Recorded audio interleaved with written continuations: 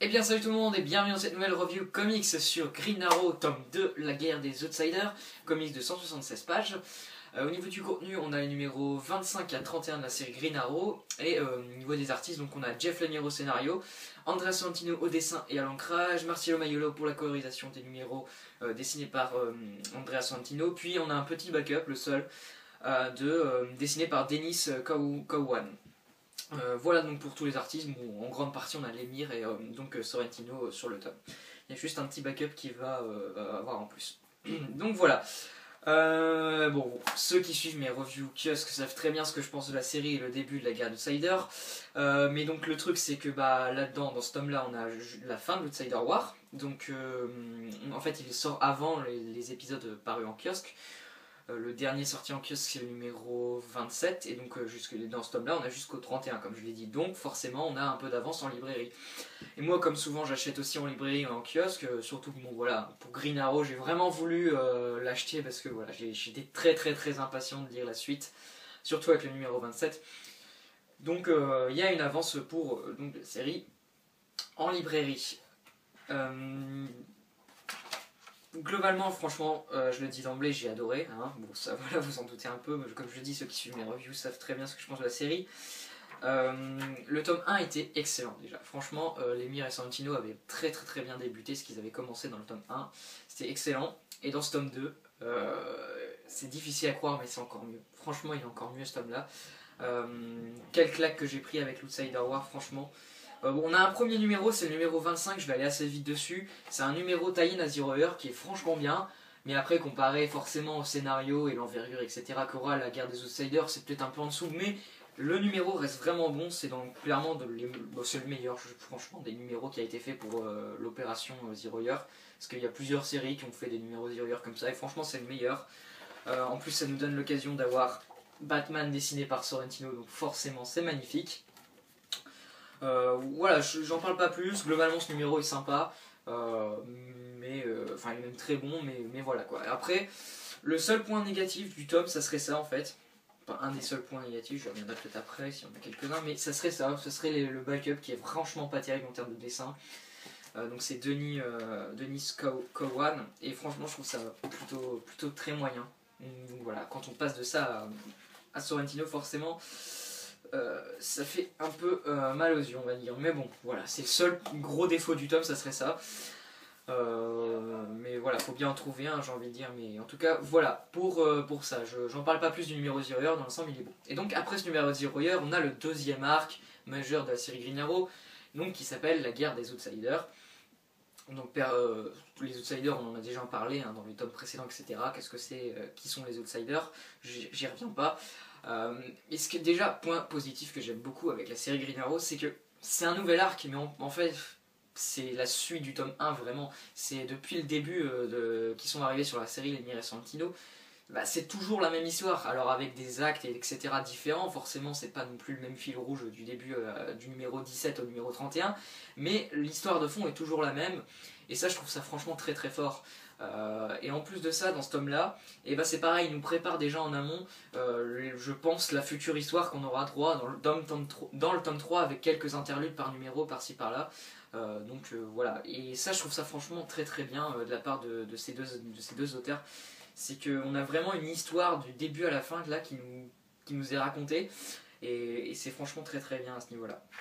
Donc qu'est-ce que ça va raconter, la guerre des Outsiders? Donc en fait, c'est tout simplement Shadow qui dit à Oliver Queen que la fameuse flèche totem serait sur l'île où il a été emprisonné durant 3 ans, je crois.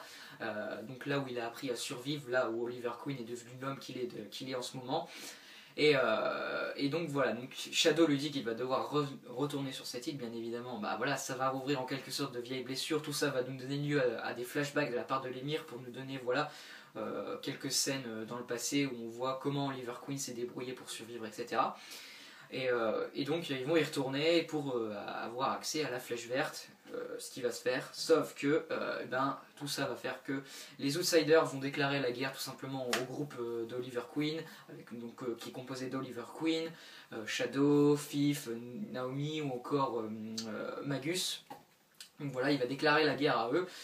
Et donc bah, il va y avoir dans un premier temps une grosse baston générale sur l'île avec le clan des boucliers. Donc voilà. Et j'en dis pas plus, franchement j'en dis pas plus, je vous laisse vraiment découvrir. Mais donc en gros c'est ça en fait, c'est l'affrontement entre les outsiders et le groupe d'Oliver Queen. En gros c'est à peu près ça, mais c'est vraiment très très vite fait résumé, hein, mais franchement je veux vraiment vous laisser découvrir. Bon déjà, bon aussi, point positif, bah, c'est forcément les dessins, c'est vraiment magnifique je trouve. C'est à tomber par terre, voilà. C'est Andrea Sorrentino, mais franchement, voilà, c'est sublime. La colo de Marcello Maiolo, c'est pareil, c'est magnifique, enfin bref. Là-dessus, si vous avez aimé le tome 1 au niveau des dessins, bah, vous allez prendre une claque, c'est encore supérieur je trouve sur ce tome-là. Donc voilà, hein, pour ça, qu'est-ce que je peux dire de plus, franchement, à part que c'est magnifique. Pour moi, c'est vraiment parfait les dessins dans cette série. J'ai aucun défaut à mettre. Voilà, j'espère que je vous ai pas révélé quelque chose. Non, normalement, ça devrait être bon. Mais voilà, c'est franchement hyper beau. Et donc voilà, Andrea Sorrentino, artiste que j'adore, franchement, et que je suis très content de retrouver sur cette série. Sinon, qu'est-ce que je peux dire de plus au niveau, dans les autres bons points, ce qui est vraiment très très bon dans ce tome-là, bah, c'est les personnages sont vraiment hyper bien écrits. Voilà, Oliver Queen surtout, donc ce qui est quand même assez important vu que c'est le personnage principal, et il est franchement très très bien écrit de la part de Jeff Lemire. Il a vraiment tout compris au personnage et nous montre vraiment son évolution au fil des numéros. Voilà comment il va réagir quoi, etc.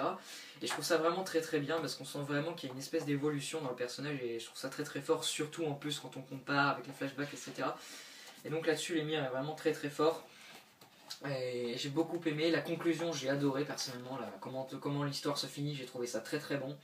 Voilà, avec un Oliver Queen qui prend des décisions, etc.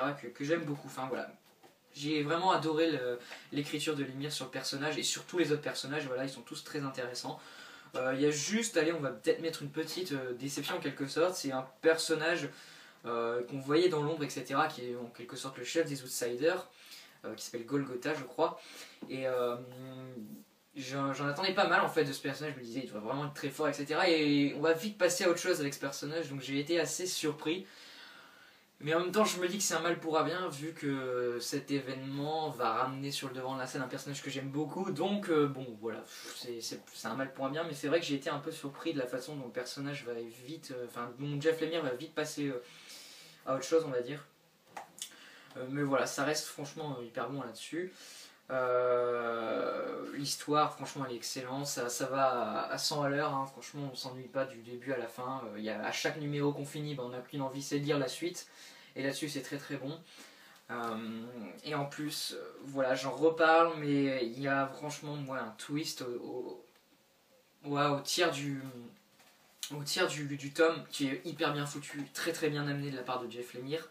Et même si je l'avais lu dans le Justice League Saga, ça aurait été la même chose si j'aurais découvert dans le tome, donc j'en parle quand même. Mais voilà, ce retournement de situation, j'ai trouvé vraiment excellent et c'est hyper bien fait. Donc voilà, là-dessus j'ai vraiment rien à dire. Donc voilà, je tourne un peu en rond, là je vois pas trop ce que je peux rajouter à part que c'est très très bon, l'écriture de Lemire est excellente, l'histoire qui nous fait, voilà, il continue à nous révéler pas mal de questions, on trouve leurs réponses dans ce tome qu'on commençait à se poser avec le premier tome, etc.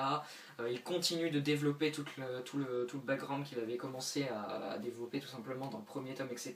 Donc avec les outsiders, les différents clans, etc. Et moi j'aime beaucoup ça.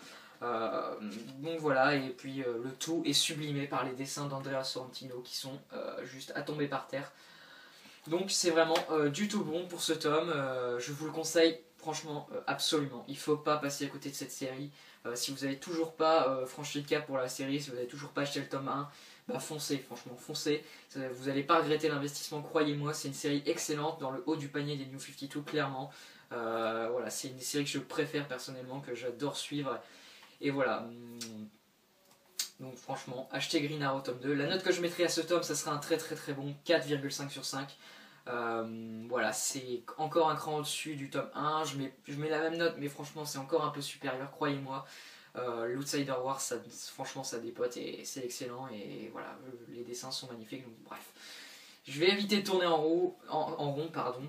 Achetez-le, franchement, vous n'allez pas le regretter. Voilà, donc vivement le tome 3 qui sera malheureusement déjà la dernière partie du run de Lemire et Sorrentino sur la série.